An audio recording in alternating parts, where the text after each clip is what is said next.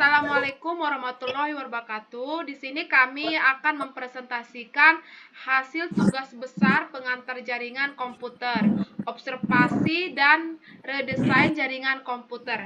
Kelompok kami terdiri dari 3 orang. Yang pertama Rumenda Citra Utagaol, Mutiara Butet Lamria, Haris Iskandar Muda.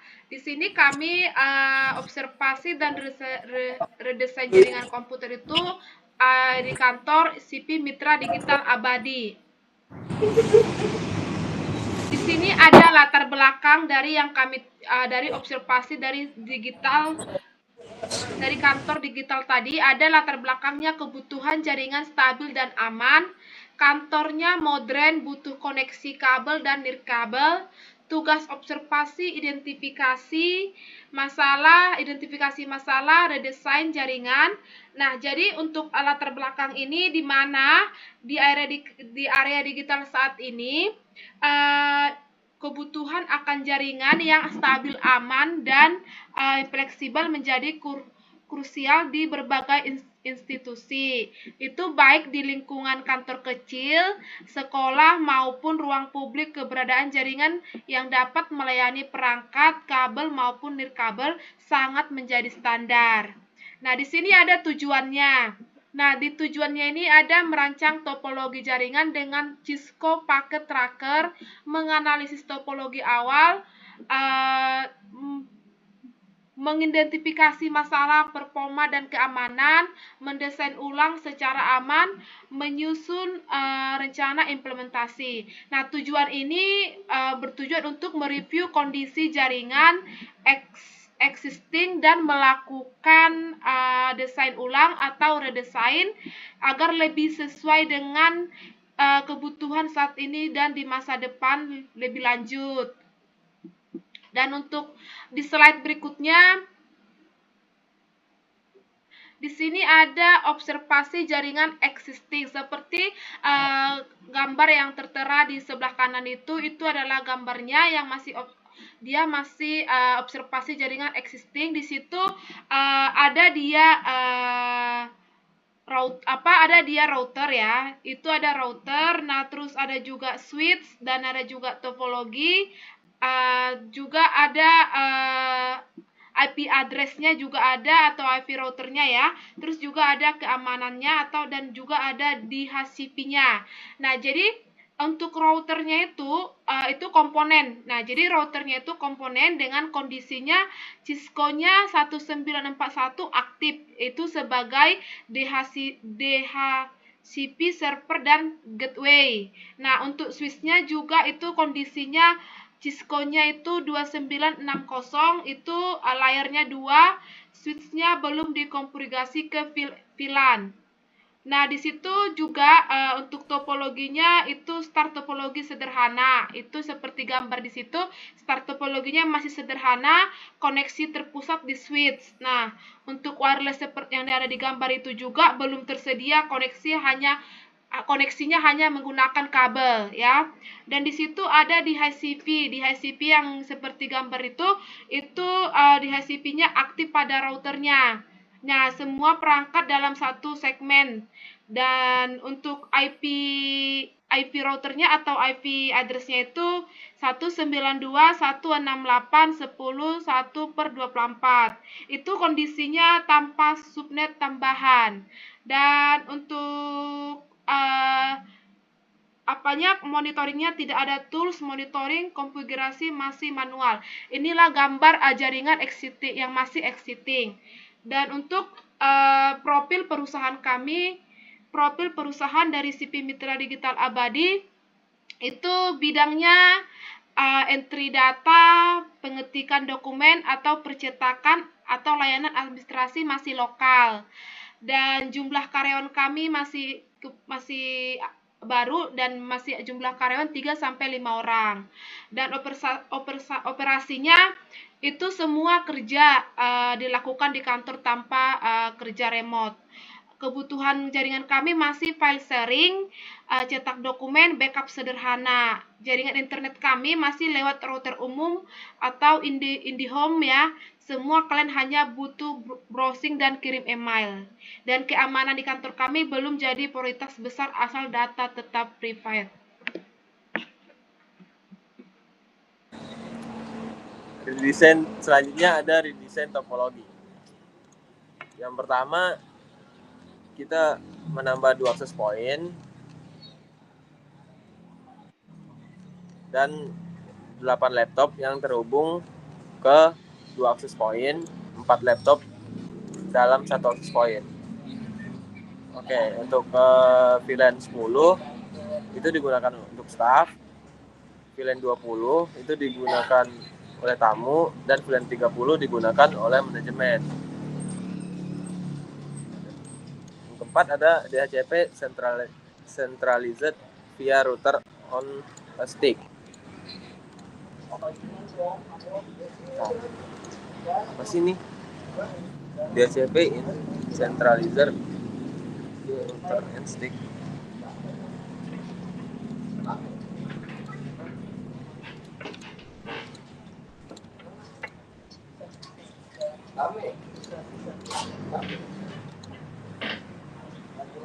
Itu yang mana ya? Di itunya, di keluarnya ya? Itu di 4.11 DHCP tetap centralized, bisa dikustomisasi per VLAN di 4.11. 4.11. Ya. Itu gue baca yang ini tadi. Oh, sumpah ada baca Word, Cok. Di Word ada, kan Ai sudah bilang baca Word. Ya. Dari yang depan dan nomor desain dulu. Ya, ulang. Terus. Untuk redesign topologi. 1, tambahan 2 akses point yang terhubung ke 8 laptop. Untuk 1 akses point terhubung ke 4 laptop. VLAN 10 itu digunakan untuk staff, VLAN 20 itu digunakan untuk tamu, dan VLAN 30 itu digunakan untuk manajemen. DHCP tetap centralized, bisa dikostumasi per VLAN dan menggunakan WPA 2 atau WPA 3 pada akses point. Aktivasi fitur MAC filtering atau radio server. Konfigurasi ACL atau access point control list di router untuk membatasi akses antar VLAN. 12. Peningkatan kinerja wireless convert diperluas via access point. Masing-masing access point menangani 4 laptop, jadi bebannya seimbang. Potensi bottleneck di switch bisa diantisipasi dengan upgrade ke switch managed atau layering. Untuk skalabilitas, port tersedia di switch bisa diatur berdasarkan pertumbuhan. Bila perlu bisa tambahkan secondary switch dan uplink. DHCP scope bisa diperbesar atau dibagi per subnet VLAN. Selanjutnya ada keamanan kinerja. Keamanan kinerja gimana, coy? Keamanan dan kinerja itu mungkin yang pengujian dan analisis kali. Peningkatan kinerja di 4.12. Itu udah gue baca. Itu udah gue baca. Oh ya udah, berarti tadi dibaca sekaligus langsung sampai 6 sampai ke 8, enggak apa-apa. Terus langsung ke 9. Oke. Selanjutnya ada skema IP address. Untuk skema IP address, pertama menggunakan VLAN 10 dengan subnet 192.168.10.10 sampai dengan .50. Itu untuk staff. Dan untuk VLAN 20 itu dari 192.168.20.10 sampai 50. Itu untuk tamu. dan VLAN 30, 192, 168, 30, 10 sampai titik 50 itu untuk manajemen. Selanjutnya ada rencana implementasi. Itu gua. Oh, lu. Selanjutnya di slide selanjutnya ada rencana implementasi. Di sini rencana implementasi yang akan kami lakukan yaitu dengan mencadangkan konfigurasi router dan switch lama. Yang kedua, melakukan setting atau setup di VLAN, di switch, dan membuat subinterface di router. Yang ketiga, menambahkan 2 IP, AP, dan mengatur SSID plus password yang kuat untuk passwordnya dalam kategori WPA2 atau WPA3. Terus selanjutnya implementasinya melakukan setting atau setup di DHCP pool untuk tiap VLAN. Lalu untuk selanjutnya uji konektivitas antar VLAN dan memastikan isolasi bekerja jika dibatasi. Dan implementasi selanjutnya yaitu menerapkan ACL untuk kontrol akses dan monitor traffic untuk uji skalabilitas. Dan selanjutnya ini ada potensi, tantangan, dan solusi. Di sini kami sudah meringkas untuk tantangannya itu seperti ada